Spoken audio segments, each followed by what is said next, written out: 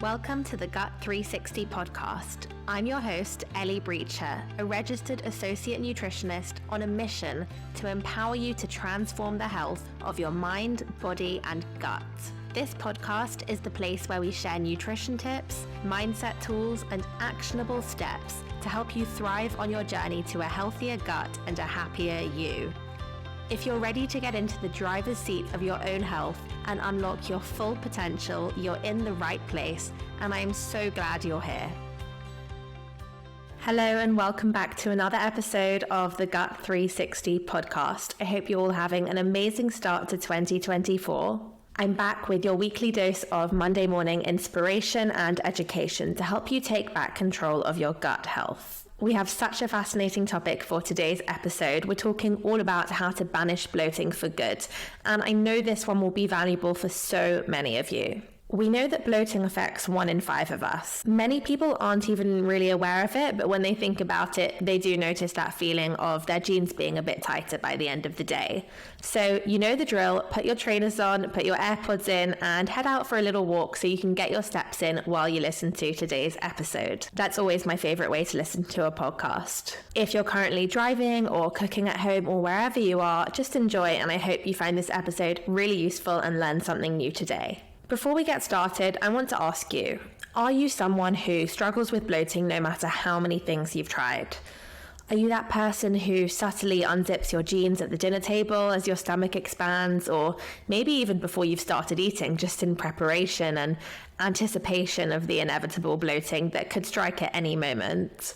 Do you often feel uncomfortable physically and perhaps mentally too, as you look in the mirror at the end of the day to see a belly that could easily be 6 months pregnant? I know what it's like because I've been there. I used to struggle with the worst bloating all the time, and I honestly thought I was going to be cursed with it for the rest of my life until I started learning some of the tips and tricks that I'll be sharing in today's episode. Bloating is that feeling of increased abdominal pressure, and I often get asked, is bloating normal? So the answer to that is a bit of bloating after a heavy meal can be normal and very common, but persistent, uncomfortable bloating is actually not normal. For some people, bloating can be very visible. Often when clients first come to me, they'll say that their stomach swells up like a balloon by the end of the day, but then others just experience that physical feeling of bloating, but they don't actually see any visible distension of their stomach. When it comes to how to reduce bloating, that will depend on what's causing it. And when we consider the causes, there really are so many factors at play. So in today's episode, we're going to look at 17 sneaky reasons why you're actually bloated rather than why you think you might be. Let's get started. The first 5 possible causes of bloating that I'm going to list all come under the category of swallowed air or trapped air. And there are lots of hidden ways that this can happen without you even realizing it.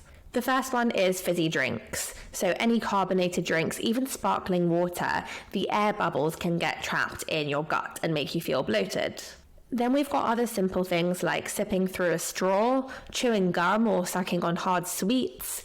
Eating too fast, you can really end up swallowing lots of trapped air if you're guzzling your food down really quickly. And the same applies with drinks. So when we gulp down drinks, air enters our body. So all 5 of those potential causes fall under trapped air. Now, the next category to consider is stress, which is a huge contributor to digestive issues. If you're someone who experiences high stress levels, especially while you're eating, this can result in bloating because our body can be in that state of fight or flight. And basically, the brain is rewiring its activities to prepare your body to fight off a threat, like running from a tiger or a bear.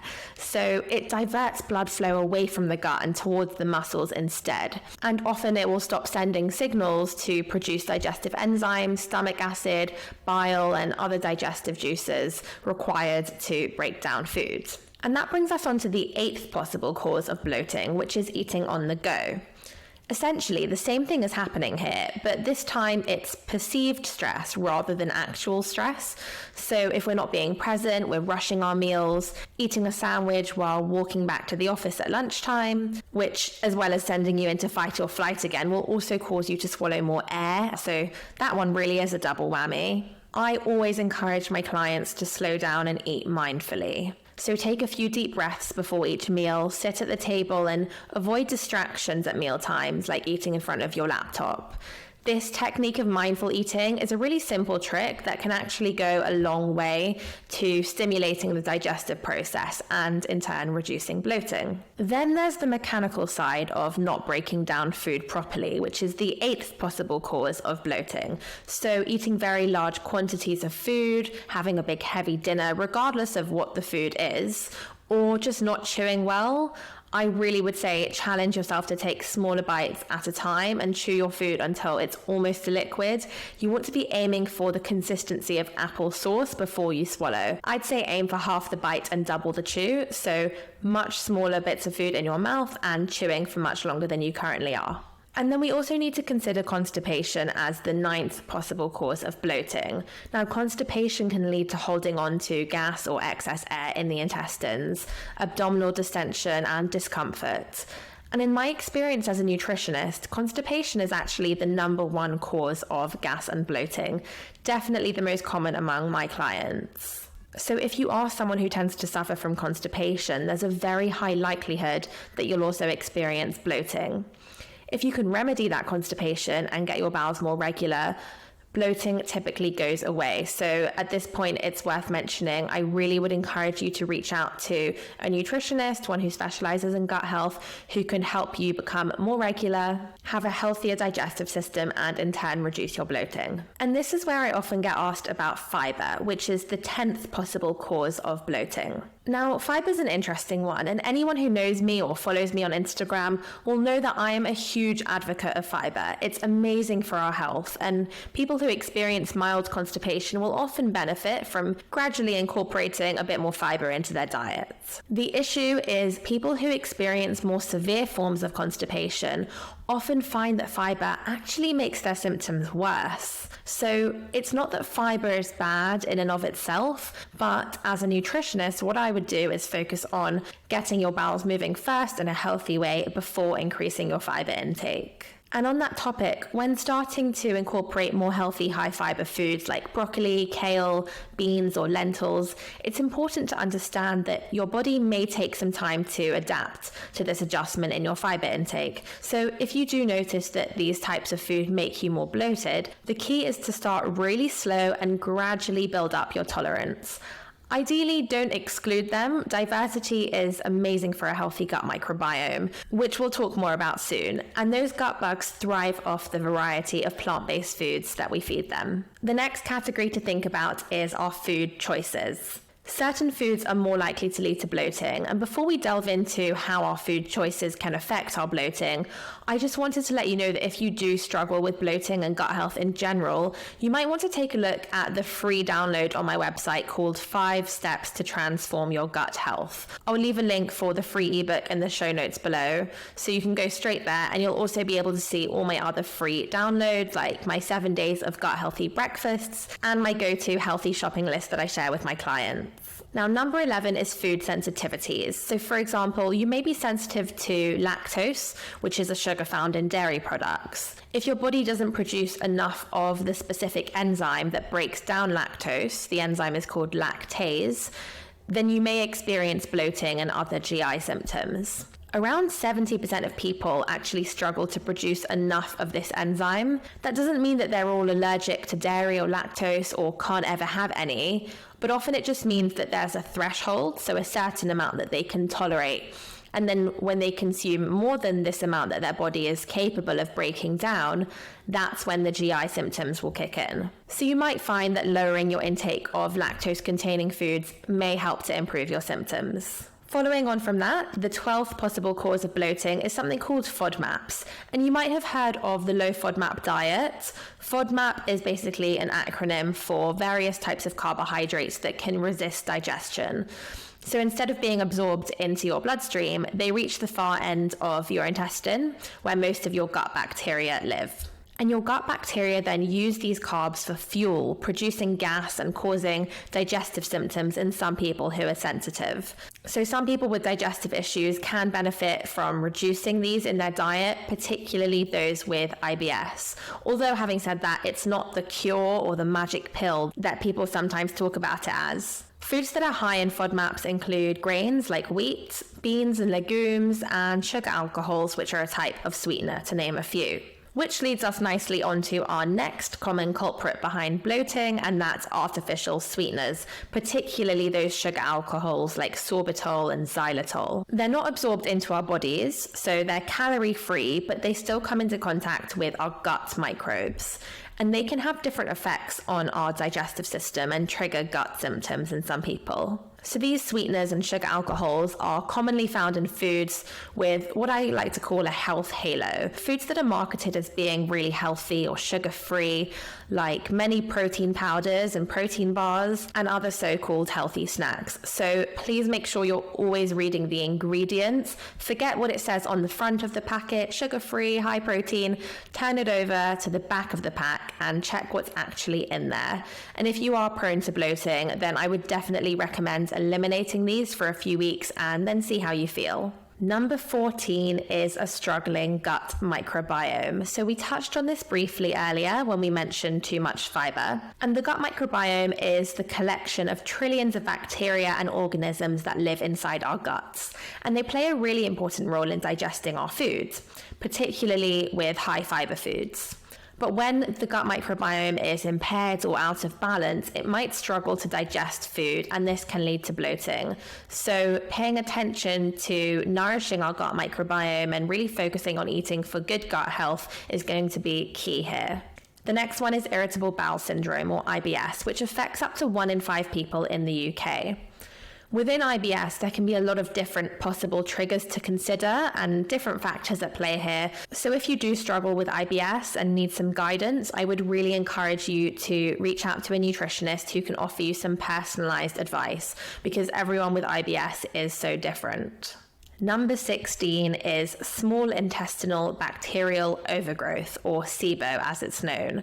Now, SIBO actually affects up to 80% of those with IBS. So it's quite common, and it occurs when there's an overgrowth of bacteria in the small intestine. So the small intestine shouldn't normally have large amounts of microbes and bacteria. These are usually in our large intestine. But when there's an overgrowth here, these bacteria can start to eat the carbohydrates in your small intestine, and they produce gas. And gas in your small intestine may take a long time to come out, and then that can really add to bloating. And you might also get things like abdominal pain from the stretching of the intestines.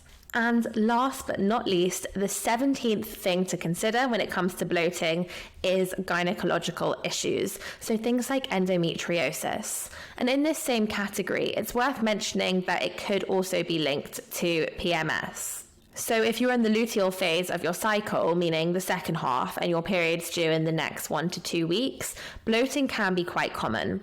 Research actually suggests that changes in the levels of our hormones, progesterone and estrogen, cause the body to hold on to more water and salt. And this means that the body's cells can become swollen with water, causing that feeling of bloating. So this is a time to be mindful of your salt intake. Make sure you're eating plenty of fresh fruits and vegetables, and also drinking lots of water to help reduce this. So to summarize the above, if you're someone who struggles with bloating and you're not sure how to reduce this bloating, the first thing you need to do is pinpoint the cause. And some quick questions to ask yourself are, do you sip through straws? Do you chew gum or drink lots of fizzy drinks? Do you tend to guzzle your food down really quickly?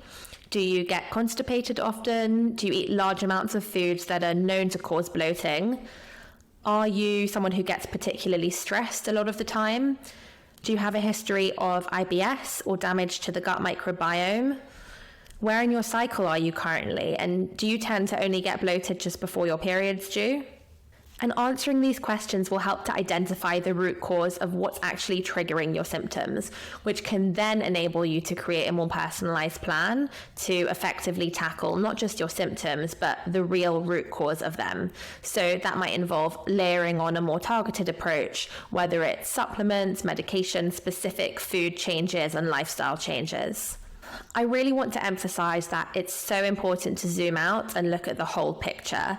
There's a lot to it, but rather than thinking of that as overwhelming or confusing, the way I see it is that there are so many opportunities and different aspects to work on to improve your bloating. So if you've addressed one or two of these areas already with no luck, there's still so much more that can be done. So many people are suffering and in pain and honestly really desperate, but there is this whole toolkit full of tools that don't cost much. Sometimes you just need to rethink your approach to your gut health. Now, before I bring this podcast to a close, please keep in mind that persistent bloating could be a sign of something more serious, so please do speak to your GP if this is a concern. And if you struggle with your gut health, it really is advisable to work with a healthcare professional like a nutritionist who can provide you with that personalized guidance that can support you on your health journey and address any issues that you may be facing with your nutrition. Remember, improving your gut health takes time. It's not an overnight quick fix, and everyone responds individually to different foods. Also, just a reminder that none of the things we've discussed today should be taken as medical advice, and it's really important to approach these actions as part of a comprehensive and personalized plan, looking at what's going on for you as an individual. And then we can build these personalized plans based on your specific needs and under the guidance of a qualified nutritionist.